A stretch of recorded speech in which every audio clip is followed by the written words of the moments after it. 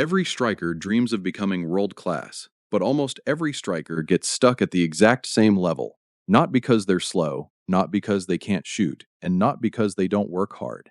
There's one invisible skill that separates ordinary strikers from the players who score every single season. Most fans never notice it. Most coaches barely explain it. But once you understand it, you'll never watch a striker the same way again. And by the end of this video, you'll know exactly what level 7 is and why almost nobody ever reaches it. But first, if you enjoy simple football videos that help you understand the game, not just watch it, subscribe to Football Simplified. Every week, we turn complicated football ideas into something anyone can understand. Now, let's climb the 7 levels. Imagine becoming a striker is like climbing a staircase. Every step teaches you one new skill. Skip even one, and you'll never reach the top. Let's start with level 1.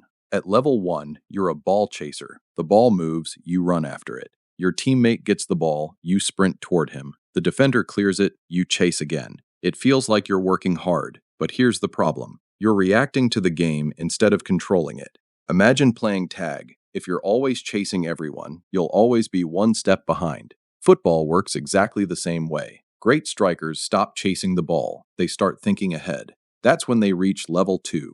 Level 2 is the finisher. Now you know how to score. You can shoot with both feet. You can finish inside the box. When someone creates a chance, you usually put it away. Sounds impressive, but there's still a huge problem. Without good passes, you disappear. You depend on everyone else. Thousands of strikers stay at this level forever because elite strikers don't wait for chances. They help create them. And this is where football starts becoming really interesting. Everything we've talked about so far is visible. Anyone can see a goal. Anyone can see a sprint. But from this point on, the best striker on the pitch might not even touch the ball. Level 3 is the runner. Instead of waiting, you move. Diagonal runs, curved runs, blindside runs, runs behind defenders.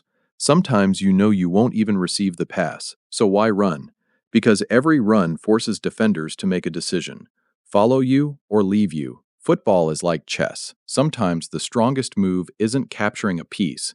It's forcing your opponent to move first. Even without touching the ball, you're creating space. You're creating confusion. You're creating chances. That's why movement is one of the most valuable skills in football. Now comes level 4, the space finder. This is where most fans get fooled. They think elite strikers are lucky. They're always in the right place. No, they're in the right place because they understand space better than everyone else. Imagine it's raining and everyone runs under the same tree. The smart person doesn't squeeze into the crowd. He finds another tree. Elite strikers think exactly like that. They don't run toward defenders. They run toward empty space.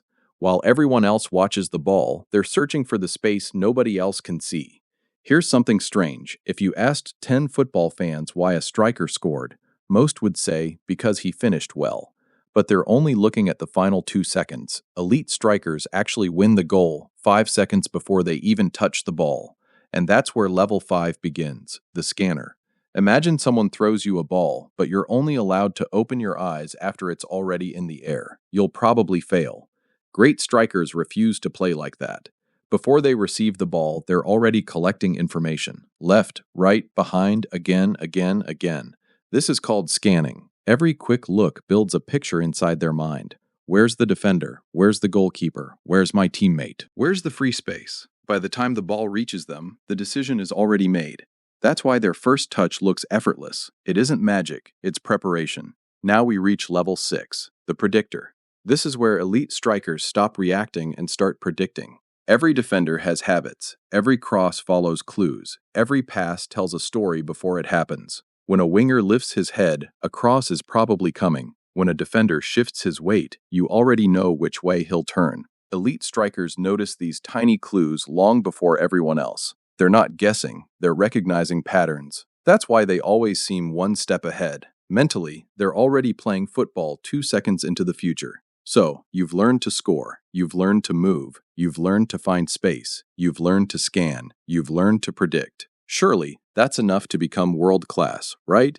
Actually, this is exactly where almost every striker stops improving, because level 7 is completely different. Level 7 isn't about scoring goals, it's about controlling the entire attack. Imagine a puppet master. He never touches the puppets directly, he only pulls the strings. Level 7 strikers do exactly that. One run pulls a center back away. Another movement drags the fullback out of position. A simple step creates space for a teammate. Sometimes they sprint knowing they'll never receive the ball because they know someone else will. Other times they don't move at all because moving would actually help the defenders. Every movement has a purpose. Every run changes someone's decision. They aren't reacting to football anymore. They're controlling it. That's why the greatest strikers always seem to be in the perfect place. They're not lucky. They created that moment long before the ball arrived. They don't just finish attacks, they design them. That's level 7. Let's make everything simple. Level 1, you chase the ball. Level 2, you score. Level 3, you score. Create movement. Level 4, you find space. Level 5, you scan. Level 6, you predict. Level 7, you control the game.